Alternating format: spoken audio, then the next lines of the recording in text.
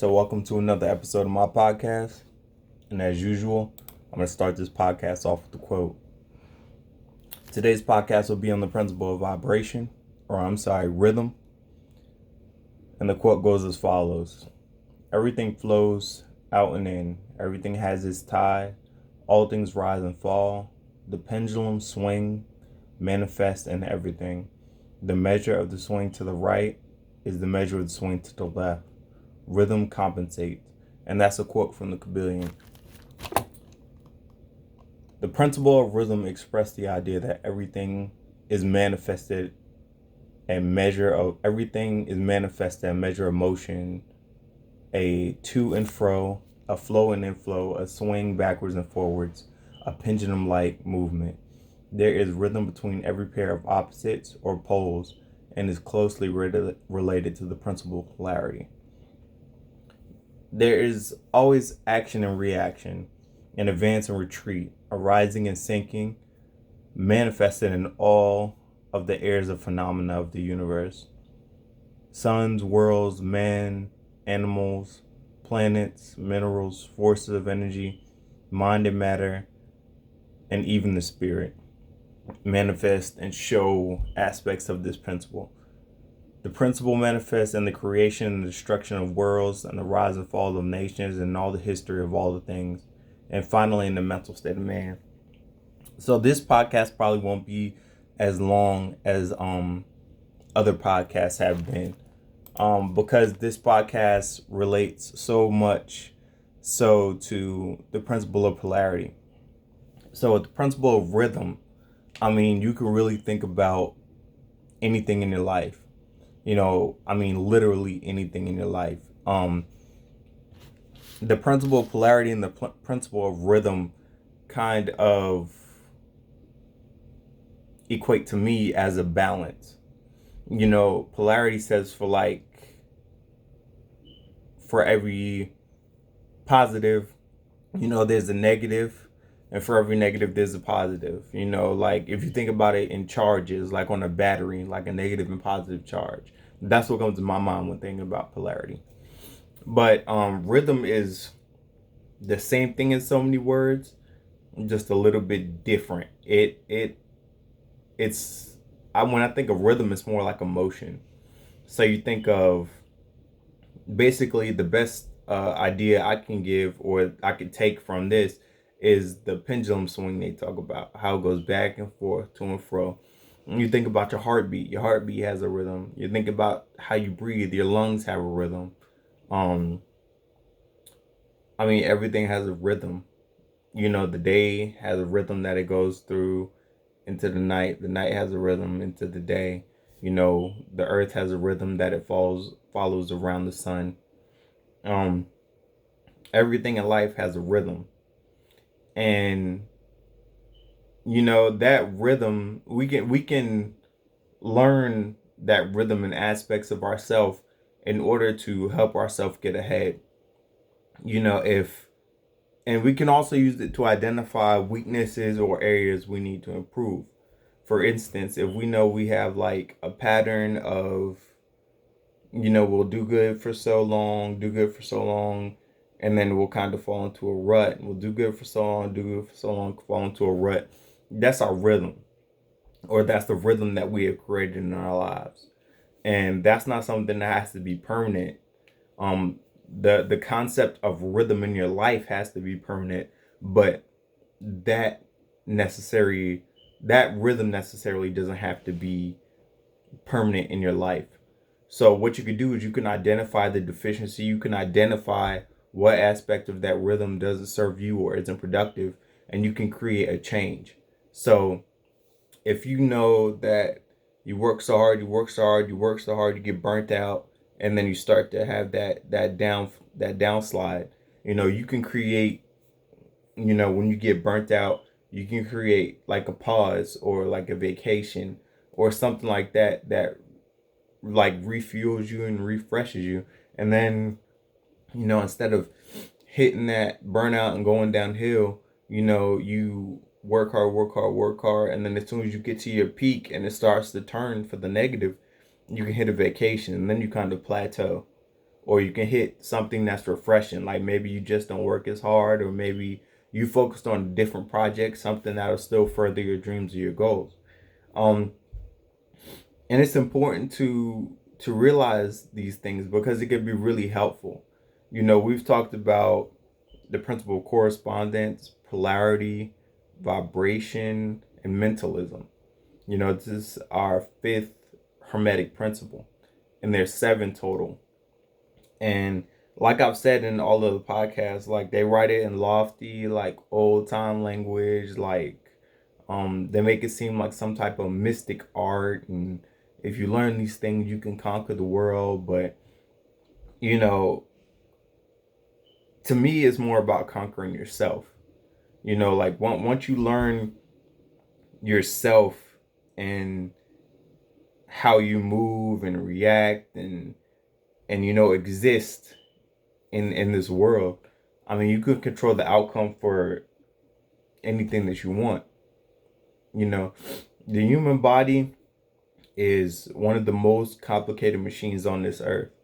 you know and if you can figure out your mind, your body, your spirit, how to get around things, how to move through things, how to be positive in the face of adversity, how to have a made up mind even though you're going through hardships and stuff like that, then you're going to be able to go a whole lot further in life than than than others, because other people are kind of meandering through life, not really looking for any challenges. They know that they want more. They know that the level that they're living in life is not necessarily what they want to be at. But at the same time, like, what are you doing on a daily basis to create this change in your life? What are you doing on a daily basis to to practice the principle of mentalism? Like when you have a rut in life and things are kind of going bad or not going the way that you want them to, are you keeping in mind the principle of polarity? That every bad experience, there's gonna be good experiences in the future. And even in bad experiences, there's something that could be learned. There's a silver lining, I feel. Um, what are we doing to practice the principle of vibration? Like what energy are we putting off, or what vibration are we putting off, and in turn, what is that attracting to us? Who are the people that we put around, that we surround ourselves with? Are we in our comfort zone, or are we moving in and out of our comfort zone, trying to challenge ourselves and to be better individuals, more true to ourselves? I mean, there's a lot of aspects to this thing called life, and it's hard. It's a battle that we face in every day. Being your true self versus doing what you need to do to exist in society. And this is I feel a big dilemma that people face nowadays, especially with all this stuff going on in the news and stuff like that, and with politics. And it's just a very hard time for people in general. But I feel like I've said before that we should use this adversity to come out the other side better. After all of this is said and done, whenever it ends, COVID and the riots and the protests and all that other stuff, after all of this ends, the biggest question to me is, how are we going to come out of this on the other side? Are we going to come out this are we going to come out of this experience better, or are we just going to return to business as usual? Because if we're going to return to business as usual, what was the point of the experience? What was the point of going through all that we've gone through in 2020, which for me has been, in my lifetime, has been by far the craziest year I've ever had on this planet. 2020 has been a doozy, and the thing is, it's not even over yet. So life is crazy at this point in time, but we can use this craziness to make ourselves better, to serve us. And like the principle of rhythm says, we got this pendulum that swings back and forth. So as crazy as this time in our life is right now, it's gonna swing back to a point. It's gonna swing through neutral, and then we're gonna probably experience a, a equally as opposite experience from what we're experiencing now, in the future. I don't know what that is, but going by the principle of rhythm, the pendulum is gonna swing. I mean, that's just the way the world operates. Um, it's it's all about this journey in life is all about mastering yourself. A lot of times, and I say this oftentimes in several other podcasts, but a lot of times people focus on outside entities. Like, what can the government do for me? Or I was given a bad hand in life and stuff like that. And, that may be true, but what are you doing to make the circumstances better?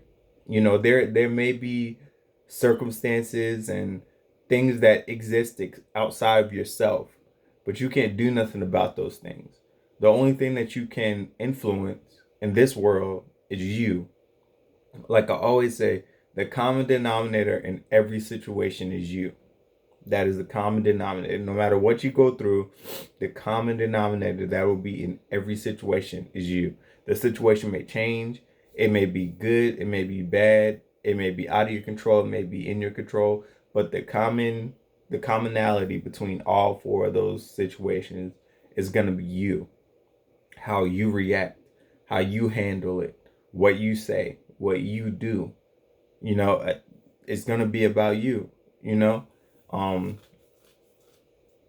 and that's why we have to be so diligent about pursuing a better us, because we can't use the excuse that, oh, I acted this way because somebody else, made me act this way. Like, nobody can make you do anything. Everything you do is a choice. Even if you listen to your boss or your coworkers or your friends, if even if you listen to somebody in a higher position than you, like in the military, it's a choice, because it may not feel like a choice, but it most definitely is a choice. Nobody can make you do anything. Um, and that's one of the greatest freedoms that we have. A lot of people focus on the Constitution and the freedoms that it grants us as Americans, but one of the greatest freedoms that I feel we have is the freedom of choice. Like, you can wake up every morning and decide, you know, how I'm gonna move throughout the day. What am I gonna do today? Will I be productive, or will I not? Will I go into the same routine that I've been going into day in, day out? You have that choice. If you're participating in the rat race, you have that choice of getting up every morning and clocking in. Now, whether you love your occupation or not, that's on you. And I'm not telling everybody to quit, because I know that entrepreneurship or being a business owner is not an ideal situation for everyone. But my sole, like, point is that in life you should do something that you love. You should I don't feel that people should get up, go to work, do something that they don't love for however many years, if they survive, and then when they make it to retirement, in most instances you still have to work even though you're retired. So, like, what's the point of working 30, 45 years, 20 years, whatever, and then after you finish working, you retire, you have to work again? Like, when do you get your rest? When do you get your peace? Like, when does life begin to benefit you? And I see all these movie stars, and I see all these, you know, rappers and stuff like that, and I think, why not me? I don't want the cars, I don't want the mansion, I don't want the publicity. I just want the freedom. The freedom to get up, do what I want, move how I want to through life, and extend the same freedoms to my family. I could care less about the houses, the cars, um, being in the being on Facebook or constantly being in the eye of the public and stuff like that. If I could exist totally on the edge of society, outside of everybody's mind, that would be perfectly fine with me. As long as my family's taken care of and everybody's good. But I digress. So basically, what I want to get you to realize today with the principle of rhythm is it is much like the principle of reality that we've already discussed. And as this pendulum swings back and forth, we have to determine what that means for us in our lives, and we could use it for good or for bad. You know, if you're going through a period of good, you know, you can, I'm not saying expect that there will be bad, but like the principle says, you can't have positive without negative. You can't have day without night. Even the ocean, it comes in and it goes out. Everything has a polarity to it. Even molecules have a negative and positive atom, neutrons, electrons, and protons.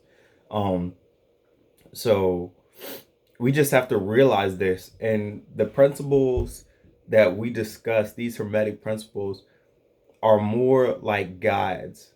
As we move through life, you focus on them, you learn them, and then throughout life we try to master them. And as we master them, we begin to climb the levels of consciousness and become our higher selves. So in the principle of rhythm, I just want you to compare it to the principle of polarity, and to remember that everything has its rhythm. So if you want to create a rhythm in your life to be productive, that's going to be there for you. You just have to be creators. We are creators. And in saying that, that brings up another point that I wanted to put in a different podcast, but I forgot, because I start talking and things start flowing out. But your mind can only exist in one of two ways. Either you're in a creation mindset or you're in a survival mindset. It's either eat or be eaten, or using your mentality and your gifts to create circumstances and situations that serve you. So if you're in one mindset over the other, it depends your experience in life. You know what I'm saying? And this is what the pendulum swings between, this balance. And there's a lot of different acronyms or analogies I can use to compare the mental states that we go through on a daily basis, like subconscious to conscious mind states, the creative versus survival mind state. There's different brain states or brain waves that your mind goes throughout the day, like theta waves and beta waves and stuff like that, different levels of consciousness. But and again, knowing those levels of consciousness and how to move in and out of those will also help you to move through life more fluidly. And I know it seems like a lot. It seems like, oh man, I got to know all of this stuff in order to move through life effectively, or to become my higher self. But it's just it's little things like reading books. Make time to read books every morning. I know you might not have an hour to sit down in one place and read a book, or like 10-15 minutes, anything, just so you learn something new that day. Or when you wake up in the morning, the first thing you do is meditate or pray or read the Bible, something to get your spirit and your mind right. Exercise, get your body right. Just little things like that. And people take for granted what they can do in 10 years. Well, people take for granted what they can do in 1 year, but underestimate what they can do in 10. I know I butchered that quote. It's not my quote, it was somebody else's. I'm not trying to take credit for it. But basically what it's saying is that people undervalue the effectiveness of small steps. You know, if you put $5, $10 in your bank account over time, I know it might not seem like much, and your bank account won't be jumping up as much as you would like to see it. But in 10 years, 30 years, you know, you'll at least have something, because something is better than nothing. If you don't put anything in your bank account, then 5 years, 10 years, 20 years, you're going to have nothing. So don't underestimate the power of small steps. Um, but the principle of rhythm is just another one of those seven hermetic principles that I feel that we need to attempt to practice each and every day.